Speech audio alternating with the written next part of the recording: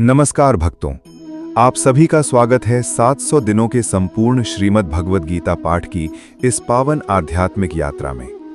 हम प्रतिदिन गीता के एक एक श्लोक को केवल पढ़ेंगे ही नहीं, बल्कि उसके भीतर छिपे जीवन के सत्य को समझेंगे। उसे अपने व्यवहार, अपने रिश्तों, अपने संघर्षों और अपने निर्णयों से जोड़ेंगे। क्योंकि गीता केवल महाभारत के युद्ध की कथा नहीं है। गीता हमारे भीतर चल रहे हर युद्ध का समाधान है।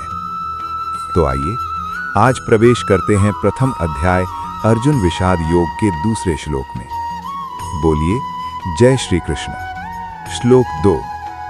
संजय उवाच दृष्ट्वा तु पांडवानिकं व्यूढ़ं दुर्योधनस्तदा आचार्यमुपसंगम्य राजा वचनम अब्रवीत।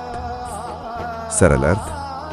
संजय बोले, हे राजन, उस समय राजा दुर्योधन ने पांडवों की सुव्यवस्थित युद्ध सेना को देखकर अपने गुरु द्रोणाचार्य के पास जाकर ये वचन कहे। भक्तों, ऊपर से देखने पर यह श्लोक बहुत साधारण लगता है।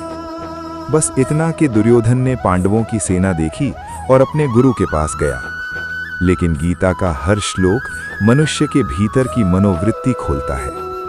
यहाँ एक बहुत बड़ा मनोवैज्ञानिक संकेत छिपा है। दुर्योधन शक्तिशाली था, उसके पास विशाल सेना थी, भीष्म जैसे योद्धा थे, कर्ण जैसा महारथी था, द्रोणाचार्य जैसे गुरु थे। फिर भी जैसे ही उसने सामने पांडवों की व्यवस्थित आत्मविश्वास से भरी सेना देखी, उसके भीतर हल्का सा भय पैदा हुआ और डरते ही वो सीधे अपने गुरु के पास गया। यानी बाहर से अहंकार, लेकिन भीतर असुरक्षा। यही आज का मानव स्वभाव है। भक्तों, कई लोग बाहर से बहुत कॉन्फिडेंट दिखते हैं, ऊंची आवाज में बात करेंगे, खुद को सबसे बड़ा बताएंगे, दूसरों को छोटा दिखाएंगे। लेकिन जैसे ही सामने कोई सक्षम, सच्चा और संगठित व्यक्ति आ जाता है, उनका आत्मविश्वास हिल जाता है। दुर्योधन का यही हाल था।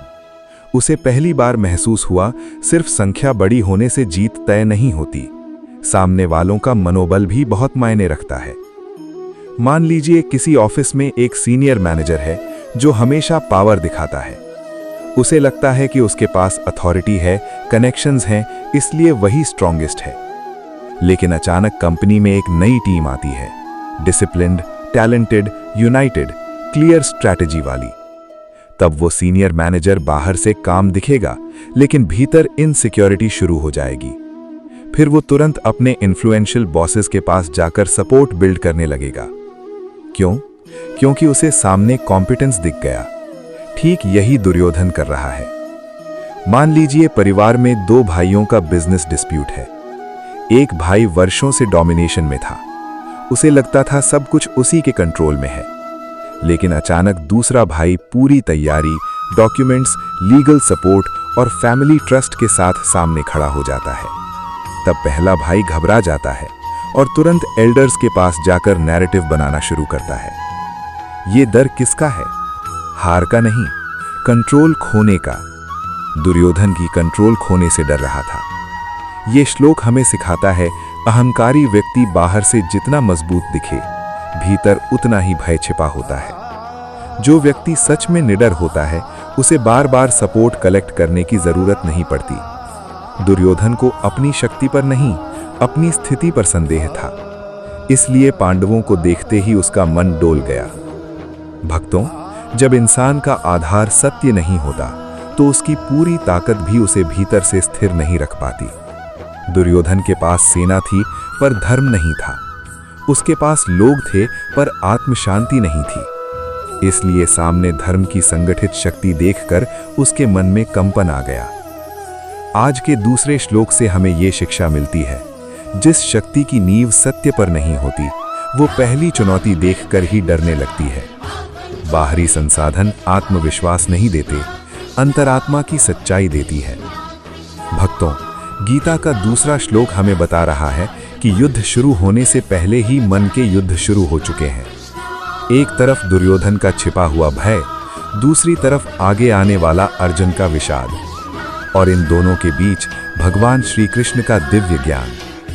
ऐसे ही प्रतिदिन हम गीता के एक एक श्लोक में जीवन का छिपा सत्य समझेंगे। चैनल को सब्सक्राइब करें, वीडियो को लाइक करें, कमेंट में लिखें जय श्री कृष्ण। कल मिलते हैं गीता पाठ के तीसरे दिन के साथ। जय श्री कृष्ण, राधे राधे।